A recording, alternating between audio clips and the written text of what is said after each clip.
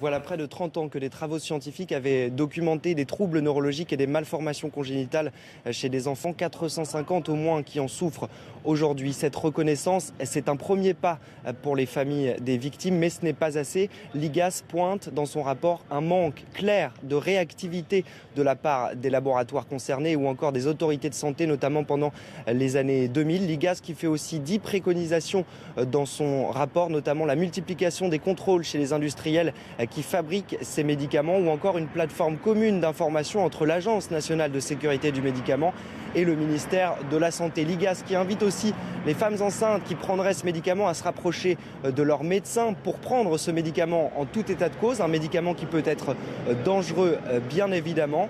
C'est ce qu'a rappelé Benoît Vallet, le directeur général de la Santé. Je vous propose de l'écouter, il est au micro de Romaric Moins. Les mesures que nous renforçons depuis le milieu de l'année dernière avec l'Agence du médicament consistent à éviter que ces femmes soient prises en charge sans qu'ait été discutée premièrement une alternative de traitement, et donc avec un neurologue ou avec un psychiatre pour la partie de traitement sur les troubles de l'humeur, une rediscussion de l'intérêt du médicament, ça c'est un point très important.